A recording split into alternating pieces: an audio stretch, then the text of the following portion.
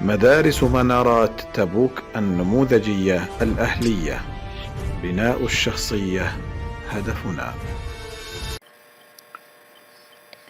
Welcome again. Let's continue our explanation of Unit 4. Now I want you to go to page number 34, Lesson 3. What is the title of Lesson 3? Let's check here. As you can see, Unit 4, Into the Past. Lesson 3, What's the Matter, Jack? So the title of your Lesson 3 is What's the Matter, Jack? Read, say, listen, and write. This is exercise 1. Now look at the pictures.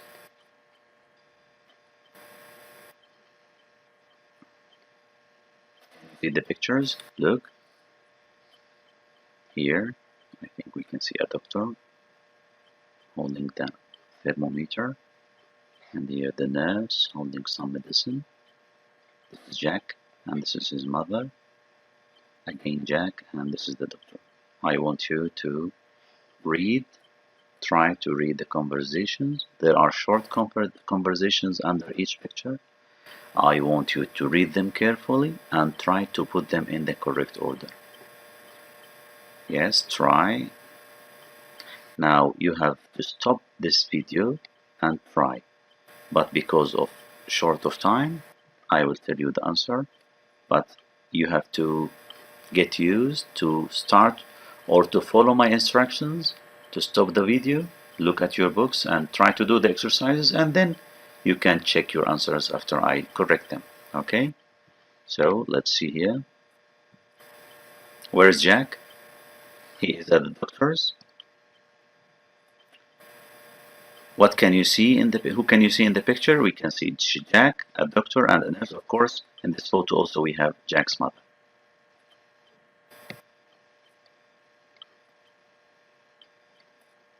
So this is the first conversation, second one, and third one.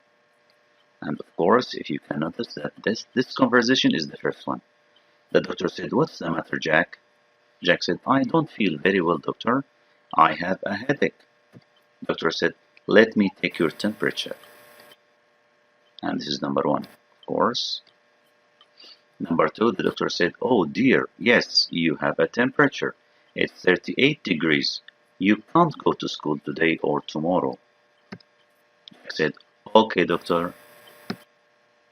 And here in this photo, this is number three, of course. Again, I'll tell you, this is number one. And this is number two, and this is number three. So let me say this again. Doctor said, "What's the matter, Jack?" Jack said, "I don't feel very well, doctor. I have a headache." Doctor said, "Let me take your temperature." After he took his temperature, he said, "Oh dear, yes, you have a temperature. It's 38 degrees centigrade. You can't go to school today or tomorrow." Jack said, "Okay, doctor." The nurse said here, in number three, "Here's your medicine, Jack. Take it 3 times a day. Now go home and go to bed." Jack said, "Yes, nurse." Let's move to exercise 2. Look. You can repeat after me now, please. Cheap, cheaper. Old, older. Look, we are comparing cheap, cheaper, old, and older. We added only ER to each adjective. Look, cheap became cheaper, old became older. Look at the difference in spelling now after adding ER. Look, we can't say in English gooder. Good becomes better. And also bad becomes worse, as you can see here. So this is a special case. We can't say gooder in English, we say better. And we can't say better, we say worse. Adjective, comparative. Usually we add ER, like example, cheap, cheaper, old, older. But we have some exceptions here. Look at the adjective good. We don't say gooder, we say better. And we don't say better, we say worse. Okay? Example, Omar has got 8 marks, he is good. Fahad has got 10 marks, he is better than Omar. You can see. And of course, we can do the same with bad and worse. Okay, let's move to exercise number 3. Listening, you have to listen to the dialogue.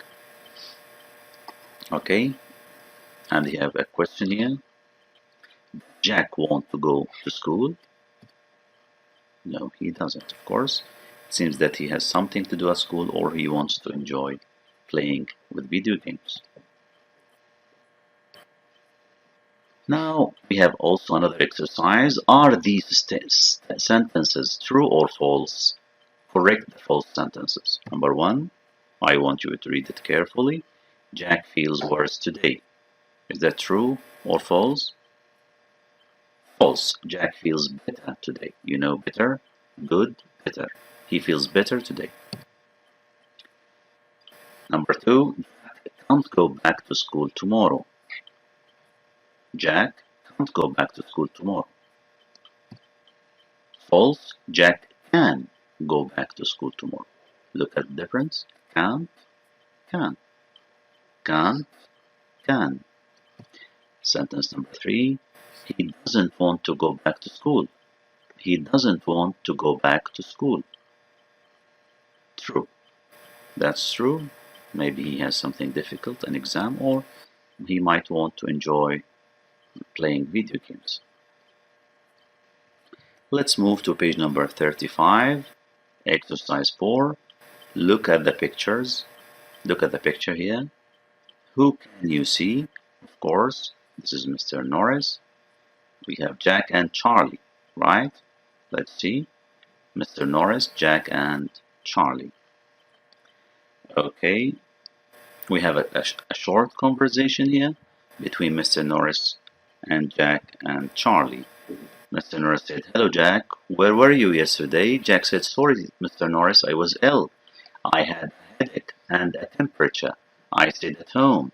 Mr. Norris, "You stayed at home, eh? And what did you do?"